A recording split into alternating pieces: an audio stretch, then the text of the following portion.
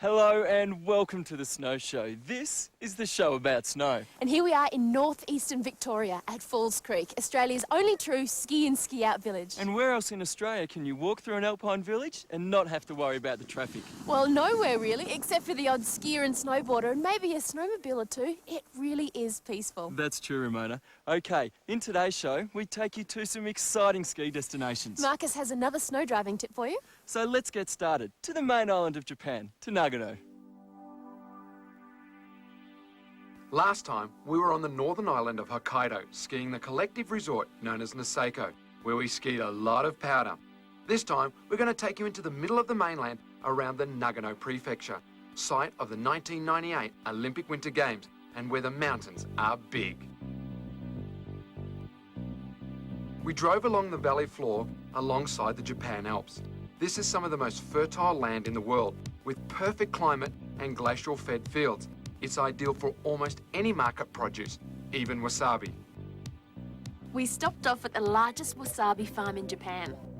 Wasabi is a type of radish, and most of the wasabi that's served around the world actually comes from China and is made from coloured white radish. This is the genuine article and is very delicate. Perhaps not to taste, but great care and preparation goes into growing this exotic root. Fresh wasabi was prepared for Marcus and I.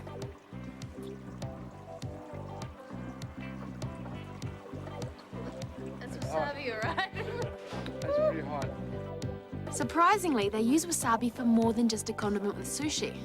There's wasabi chocolate and even wasabi ice cream. Come by. Oh man. That's alright. It's like chocolate ice cream.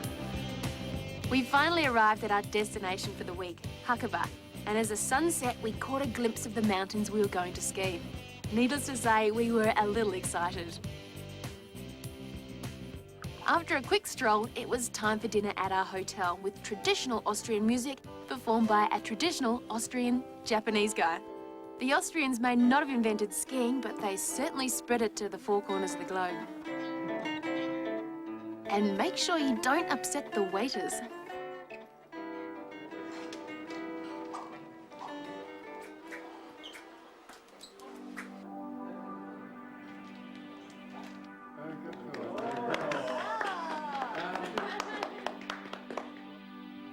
The next day, I was entered into a local race on the Olympic hill of Happo, for which I was totally unprepared. It was announced an Olympian was racing, which made everyone nervous. It made the locals nervous because they thought it was going to be a racer, and it made me nervous because now I was expected to go fast. I was an aerialist. I don't know how to turn. I don't even have any race equipment.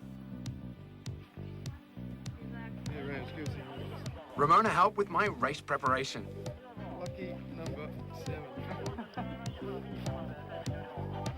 And this is special Australian technology race suit. Very fast. It absorbs the wind and pushes it out faster. Soft helmet too. Oh yeah, and the soft helmet. The pressure was off. I was only a forerunner, but those other forerunners looked so serious. They are the local junior women's race squad. I had to at least get a time close to them to save face. All right, no need to panic. I did some last-minute stretches to limber up. I didn't even know what the course looked like. I was just hoping I didn't embarrass myself. What am I doing here? The beeps count me down into this Olympic course.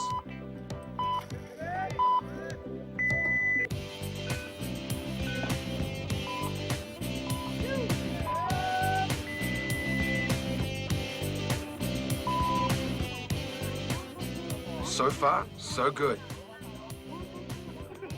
What were they laughing at? This is Japan's longest running race. It has been going for 59 years, and some of these skiers have raced in the past 30 of them. There are hundreds of races, so it was nice to be a forerunner or senior citizen, as we all went first and had the smoothest course. It was a long giant slalom course, and my legs were burning by the time I arrived in the finish area. I tried to flick off my ski, World Cup style, but I was just too wrecked. I got 1:49. Was that pretty good? What was your time? What's your time?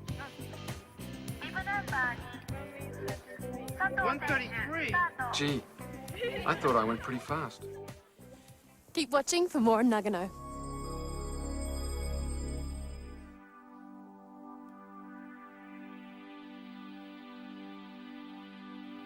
We went for a free ski around the resort with expat Canadians David Enright and James Robb from Evergreen Outdoor Centre to show us their resort.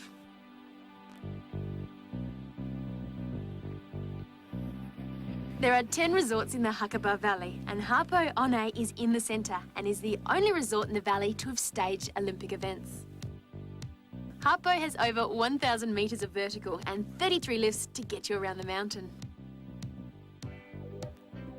We checked out the Olympic Nordic jump site, where one lowly jumper was training for, I guess, the next Olympics.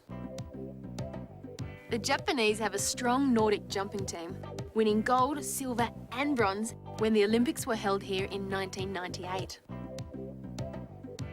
We walked through town on our way back to the hotel. The streets here don't need clearing as they are heated by the natural hot springs which are abundant in Japan. David and James suggested an onsen. As usual, we were keen as it's such a relaxing finish to the end of the day. This onsen was a bit different to the traditional onsens we've grown accustomed to while in Japan. This onsen was free for the public and it was unsegregated. However, it was for the feet only. A perfect way to end the day after being in boots. We took this opportunity to get to know our guides, both Canadians and both happy to be living in Japan. David is the owner and director of the Evergreen Outdoor Centre, which offers adventure activities in both the summer and winter in the Nagano region. He's been living here for over 10 years, and Marcus asked him what he liked so much about living here. I think it's the little things, really, you know. Lots of little things. Lots of little things, you know, like the onsen, like the food, like just the culture, of course, is very different. The way things are done. I mean, like you get people that come over and they're just here for a few days or a week or something like that, and everything's so like, why can't you do this? Or there's no convenience kind of thing, like the banking system, that sort of thing. Like the bank machines close at 6 o'clock. Bank machine. Yeah, it's like you know, like ATMs, you know, like they need a holiday, you know, something like that. You know? Well, we've been working them really hard today, so yeah, they're off. You know, on weekends they only run till 5, you know, sort of thing. But there's so many great things as well, like, you know, just the safety of the country here is, you know, it's insane, you know. Yeah, Tokyo, the safest city in the world. Yeah. Very honest, very genuine people. Low crime rate. Yeah. I mean, I leave my keys in my car unlocked, you know, your skis on your rack unlocked, you know, out the front. You can leave your, you know, $3,000, $4,000 mountain bike in front of the supermarket, and no one's going to touch it. That ain't going to happen back in Canada, you know, or Australia. Or anywhere else in the world. Europe, you know? yeah. Definitely don't do that in Italy or France. I asked James about picking up the language.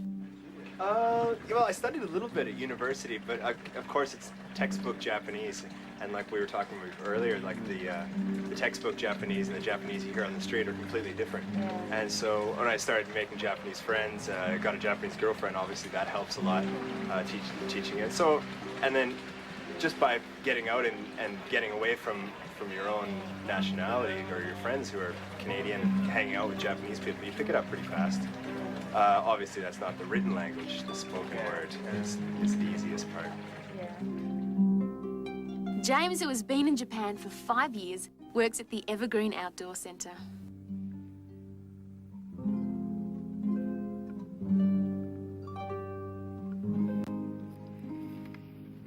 That evening, Ramona and I met up with Kei Yoshioka at Hotel Laneige. This place is popular for weddings, summer and winter. Hey, but we were just eating there. World-class food, very French. Seems a little out of place, like a Japanese restaurant in Sydney. Yeah, every year the entire world becomes a smaller place. Just when you thought there would not be a lot of wildlife in Japan, we saw a raccoon-like animal just outside the window, called a tanuki. Actually, we soon discovered there is quite a lot of wildlife around Japan. Despite Japan's huge population of 127 million and small landmass, 80% of the country is covered in mountains, and a lot of this area is uninhabitable, perfect for wildlife to flourish.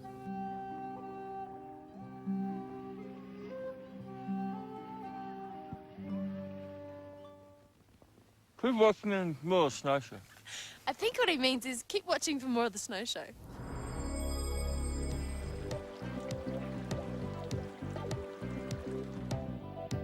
The Japan Alps flow through the centre of the mainland and are so called because of their resemblance to the European Alps. They are spectacular, especially on a day like this. Today, Yoshioka took us up to Hakuba 47, the next resort down the valley from Happo. David also decided to join us for a few turns.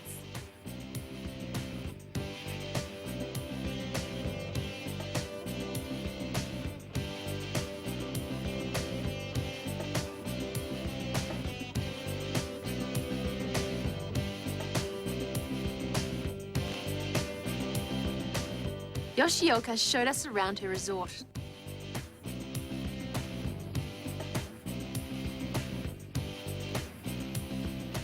Hakuba 47 is connected up with Goryu-Tumi, and between the two resorts they have just under 1,000 metres of vertical skiing.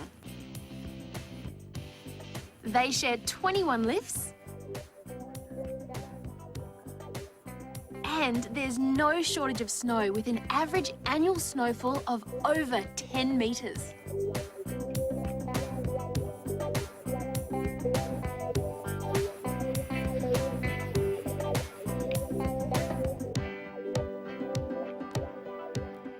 I think this is supposed to be some Shinto good luck ring.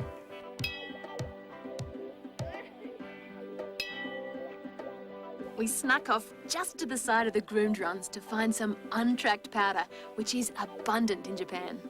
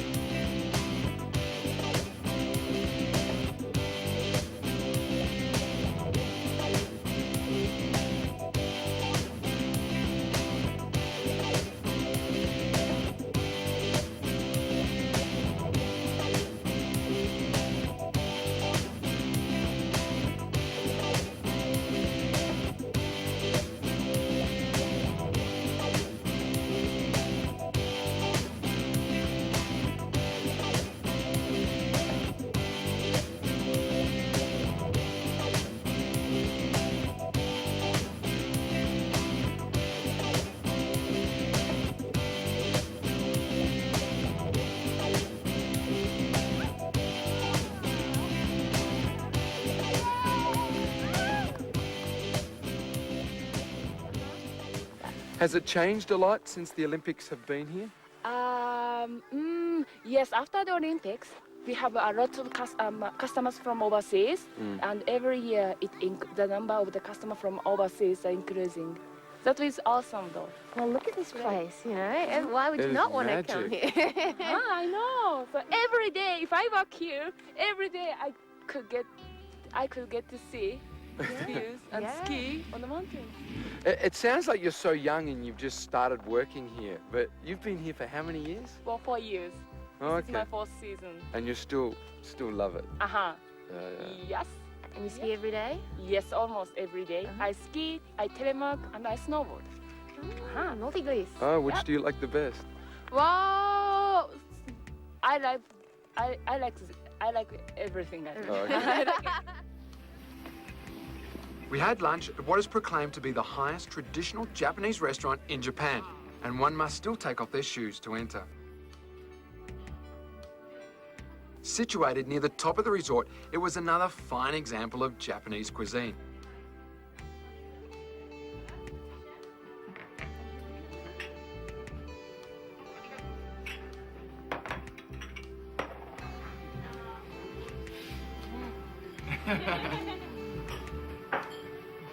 I just can't get enough of this food.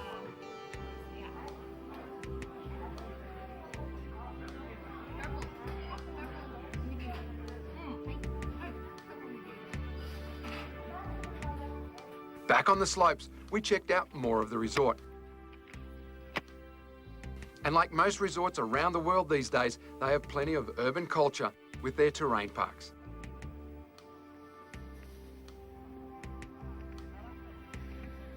This is one gnarly mogul hill, and can you believe how popular it is?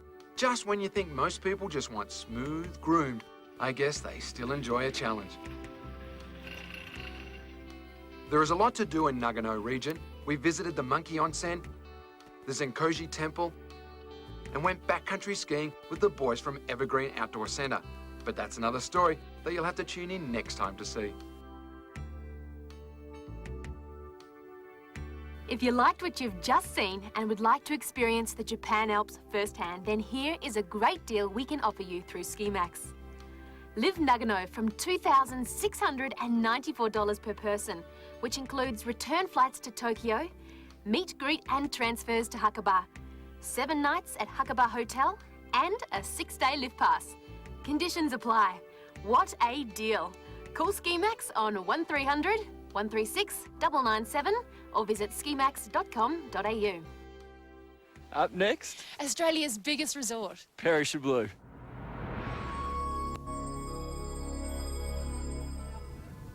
Now it's time for another tip to help with your driving in the snow.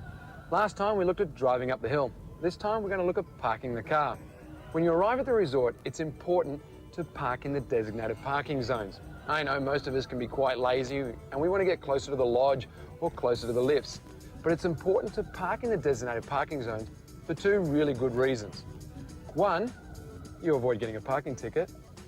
And 2, if you park where you shouldn't be parking and it snows overnight and your car isn't quite visible, well, a snowplow can come along and hit your car and that's going to be your problem. So park in the designated parking zones. When you find your parking spot, avoid using the handbrake as this can freeze on and hinder your departure. If you have an automatic like the X-Trail here, just put it in park. If you have a manual, put it in gear. Now, if you're a bit worried about the steepness of the parking spot, just find a more level one. Wipers. Some of you like to put your wipers up like this to prevent the blades from sticking to the windscreen. I used to do this until a big clump of snow came sliding down the windscreen and bent my wipers. Just keep them down there in a nice secure position. Next time I'm going to show you how to prepare the car after it's been sitting out in freezing temperatures for a while. Till then, happy driving.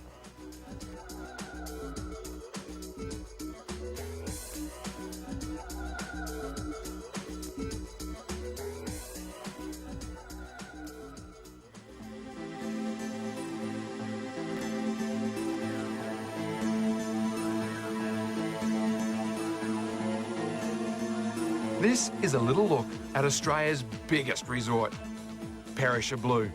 Situated in the heart of the Snowy Mountains, New South Wales, it's a 6-hour drive from Sydney, just over 2 hours from Canberra, and only half an hour from Jindabyne.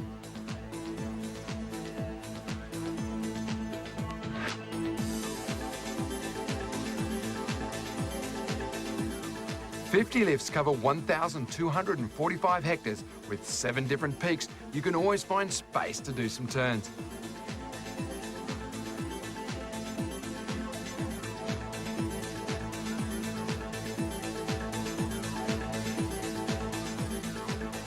They have a big variety of terrain to suit all levels, with a choice of groomed, bumps, terrain parks, half-pipe and out of bounds. Such a big resort comes with big events like Channel 9's Wild Winter Weekend, big air and big rail comps, and big superpipe events.